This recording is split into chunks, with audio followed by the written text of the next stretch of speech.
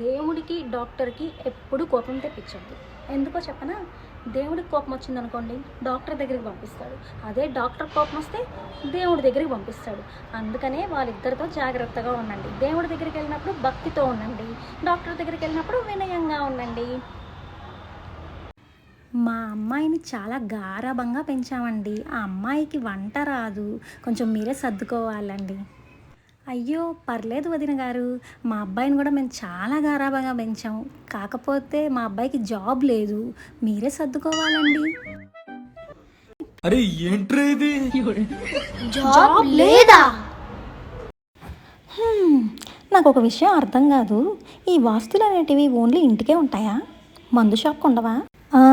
అంటే ఇల్లు ఇక్కడ కట్టాలి, ఇంటి గుమ్మం ఇక్కడ ఉండాలి అన్నట్టు మందు షాప్కి ఏం ఉండమంటారా? అది దక్షిణ గుమ్మంలో ఉన్నా సరే, 4 వీధి మధ్యలో ఉన్నా సరే, రోడ్డుకి ఎదురుగా ఉన్నా సరే, ఆ మందు షాప్ ముందు ఏ మ్యాన్ హోలు, కరెంటు స్తంభం ఉన్నా సరే, ఎప్పుడు జనాలతో కెతకెతలాడుతూనే ఉంటుంది.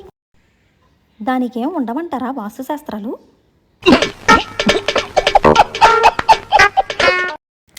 చూడు తమ్ముడు, దేవుడికి మనం జుట్టిచ్చామనుకో గుండు అంటారు. అదే దేవుడే మనకి గుండిస్తే బట్టతల అంటారు. చూడు తమ్ముడు, దోమ కుట్టిందనుకో బ్లడ్డే పోతుంది. అదే ప్రేమ పుడితే బ్రెయినే పోతుంది.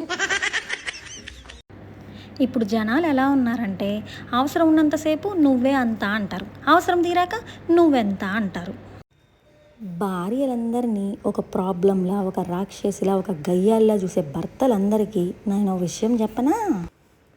ఆవిడంతటా ఆవిడేం మీ ఇంటికి రాలా. మీరే డీజే సాంగులు వేసుకుంటూ, డ్యాన్సులు వేసుకుంటూ, బ్యాండ్ బాజాలు మోయిస్తూ, టపాసులు పేరుస్తూ వెళ్ళి తీసుకొచ్చుకున్నారు. భరించండి. ఏమండి, అమ్మకు భార్యకు తేడా ఏముంటుందండి? తేడా ఏముంటుందా? పెళ్లి కాకముందు మా అమ్మ రోజు చందమామను చూపించేది. తర్వాత చందమామ లాంటి నిన్నిచ్చి పెళ్లి చేసింది. నువ్వేమో రోజు నాకు చుక్కలు చూపిస్తున్నావు.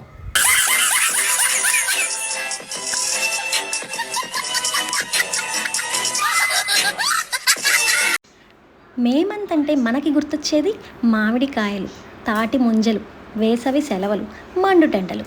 మీకు మీ కుటుంబ సభ్యుల అందరికీ మండుటెండల శుభాకాంక్షలు. లవ్ మ్యారేజ్కి అరేంజ్ మ్యారేజ్కి డిఫరెన్స్ ఏంటో తెలుసా? లవ్ మ్యారేజ్ అనుకోండి, మనం అలా నడుచుకుంటూ వెళ్తుంటే సడన్గా ఒక పాము వచ్చి బుస్ అని కాటేస్తుంది. అరేంజ్ మ్యారేజ్ అనుకోండి, మనమే ఆ పాముని వెతుక్కుంటూ వెళ్తాం, మంచి పామేదా అని చూస్తాం, మర్యాదలన్నీ చేసి ఇంటికి ఇన్వైట్ చేస్తాం, ఇంటికి పిలిపించుకొని మరీ కాటేయించుకుంటాం. సో లవ్ మ్యారేజ్ అయినా అరేంజ్ మ్యారేజ్ అయినా పాము కాటేయడం కామన్, కాటు వేయించుకోవడం కామన్. కాకినాడలో ఫేమస్ కాకినాడ కాజా, మా నెల్లూరులో ఎంతో టేస్ట్ మలై కాజా, ఈ ఎండలకి తాగాలి మాజా, నా లైఫ్కి మా ఆయనే యువరాజా. ఈ కాలంలో మాతర్లు లేకపోయినా కొన్ని వారాలు గడిపేస్తారు, ఫుడ్ లేకపోయినా ఒకరోజు అడ్జస్ట్ అయిపోతారు, కాఫీ టీ కొంతమందికి ప్రాణం, అది లేకపోయినా ఒక పూట అడ్జస్ట్ అయిపోతారు. కానీ ఫోన్ ఇది లేకపోతే మాత్రం ఏమవుద్దో ఏంటో ఒళ్ళంతా సుస్తైపోయినట్టుంటుంది. ఎందుకంటారు? స్నేహానికి కులం లేదు, స్నేహానికి మతం లేదు, స్నేహానికి స్వార్థం లేదు, స్నేహానికి ఈర్ష్య లేదు, స్నేహానికి హోదా లేదు, స్నేహానికి వయసు లేదు, స్నేహానికి ఏది సాటి లేదు. బంధుత్వంలా గొప్పది, వజ్రం కంటే విలువైనది స్నేహం మాత్రమే. ఎవరి తప్పులు వాళ్ళు తెలుసుకోవడానికి టైం దొరకదు. కానీ అదేం విచిత్రమో, పక్కనోళ్ళ తప్పులు వేలెత్తి చూపడానికి మాత్రం కావాల్సినంత టైము, ఇంట్రెస్ట్, తీరిక అన్నీ దొరుకుతాయి. లవ్ మ్యారేజ్కి అరేంజ్ మ్యారేజ్కి డిఫరెన్స్ ఏంటో తెలుసా? లవ్ మ్యారేజ్ అనుకోండి, మనం అలా నడుచుకుంటూ వెళ్తుంటే సడన్గా ఒక పాము వచ్చి బుస్ అని కాటేస్తుంది. అరేంజ్ మ్యారేజ్ అనుకోండి, మనమే ఆ పాముని వెతుక్కుంటూ వెళ్తాం, మంచి పామేదా అని చూస్తాం, మర్యాదలన్నీ చేసి ఇంటికి ఇన్వైట్ చేస్తాం, ఇంటికి పిలిపించుకొని మరీ కాటేయించుకుంటాం. సో లవ్ మ్యారేజ్ అయినా అరేంజ్ మ్యారేజ్ అయినా పాము కాటేయడం కామన్, కాటు వేయించుకోవడం కామన్. మీలో ఎంతమంది కాఫీ లవర్స్ ఉన్నారో కామెంట్ చేయండి. నన్ను అడిగితే ఈ సమ్మర్లో మిట్ట మధ్యాహ్నం కాఫీ తాగేవాడిదే లైఫ్ అంటే. ఎందుకంటే ఈ కాఫీ లేదనుకోండి నాకు తెలిసి 70% తలనొప్పితో టెన్షన్ తోటే పైకి వెళ్ళిపోయే వాళ్ళేమో. నిజమే కదా? So enjoy the life with coffee. నమస్తే అండి, అమ్మాయిని తీసుకొని రండి. అమ్మా బంగారుకొండ, అబ్బాయి వాళ్ళు వచ్చారు, కాఫీ తీసుకొని రా అమ్మా. వావ్, అమ్మాయి వచ్చేస్తుంది. యాహూ! ఇదేంటి నైటీలో వచ్చింది? సర్లే చూద్దాం. థ్యాంక్స్ అండి. అమ్మా, పనమ్మాయి అనుకుంటానే. నేను అదే అనుకున్నారా? కాదు బాబు, మా అమ్మాయే. నైటీతో పెళ్లి చూపులా? వామ్మో, పిల్ల బాగానే ఉంది కానీ నైటీతో పెళ్లి చూపులేంటి? పెళ్ళయ్యాక ఎలాగో నైటీలే కదా వేసుకుంటది, ముందు నుంచే నీకు అలవాటు అవుతుంది. ఎంత ఎదవలా కనపడుతున్నారా? ఓ మాదిరిగా కూడా కనపడలేదు. ఇదేమి కర్మరా దేవుడా. అయినా ఇప్పుడు చీరలు ఎవరు కడుతున్నారు బాబు? అన్ని ఓల్డ్ మోడల్ అని లోపల కబోర్డులో పెడుతున్నారు అంతేగా. అందుకనే పెళ్లికి మేము 50 నైటీలు పెడుతున్నాము. పెళ్లి చూపుల కోసం అమెరికా నుంచి వచ్చాగా, ఛీ, నాకు ఇలాగే కావాలి. వామ్మో, 50 నైటీలంట. అమ్మా, నేను రేపటి నుంచి స్కూల్కి వెళ్ళానమ్మా. ఎందుకన్నా, ఏమైంది? మా టీచర్కి ఏమీ రావమ్మా. అన్నీ ఆన్సర్స్ నన్ను ఇంకా నా ఫ్రెండ్స్నే అడుగుతుంది. చూడమ్మా, మగాళ్ళు భోంచేసేటప్పుడు మొబైల్ చేతిలో ఉందనుకో గంట సేపు తింటారు. అదే వాళ్ళ మొబైల్ మన చేతిలో ఉందనుకో 2 నిమిషాల్లో తింటారు.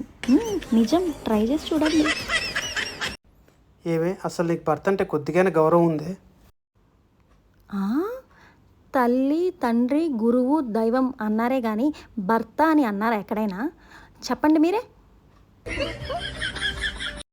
ఏమండి, నేను తెలివైన దాన్నని పెళ్లి చేసుకున్నారా లేక అందంగా ఉన్నానని పెళ్లి చేసుకున్నారా? మా అమ్మ నాన్న సెలెక్ట్ చేశారు కాబట్టి చేసుకున్నానే. చేసుకున్నాక తెలిసింది నీకు ఆ రెండూ లేవని. యూట్యూబ్లో, ఇన్స్టాగ్రామ్లో వీడియోలు చేయడం అంత ఈజీ ఏం కాదు.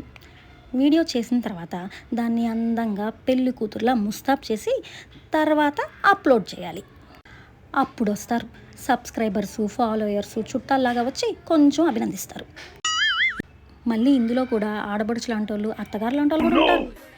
చేసే ప్రతి వీడియోకి ఏదో ఒక వంక వెతుకుతూ బ్యాడ్ కామెంట్స్ పెడుతూ తిడుతూ ఇలా చేస్తూ ఉంటారు. ఇంకొంతమంది అయితే అసలు రియాక్టే అవ్వరు. పోనీ వాళ్ళు మన వీడియోలు చూడరా అంటే ఖచ్చితంగా చూస్తారు. మనం ఏ రోజు ఏ వీడియోలు పెట్టామా అని ప్రతిదీ అబ్జర్వ్ చేస్తారు. కానీ కామెంట్ చేయరు, లైక్ చేయరు, షేర్ చేయరు, సబ్స్క్రైబ్ అంతకన్నా చేయరు. ఇలా చేస్తే మీకేం వస్తుందండి? ఒక లైక్ చేసి వెళ్ళొచ్చు కదా. చాలా కష్టపడాల్సి వస్తుంది వీడియోలు తీయడానికి. ఈ వీడియో చేయడానికి కూడా 3 టేకులు తీసుకున్నాను నేను. ప్లీజ్ అండి, కొంచెం అర్థం చేసుకోండి.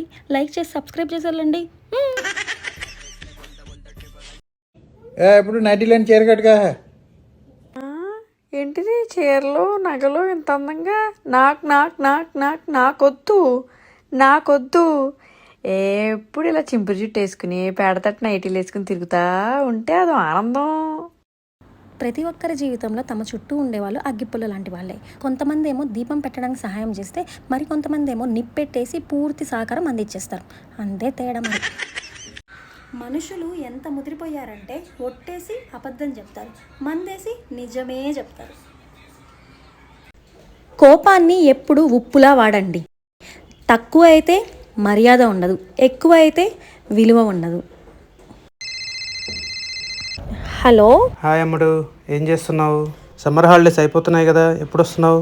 నే రాను, అక్కడికి రాను. అక్కడికి వస్తే పని చెయ్యాలి నేను. అబ్బచ్చా, అవునా? నువ్వు రాకపోతే నరుకుతాను నేను. నువ్వు రాకుంటే నేనే వచ్చి లాక్కొస్తా నిన్ను.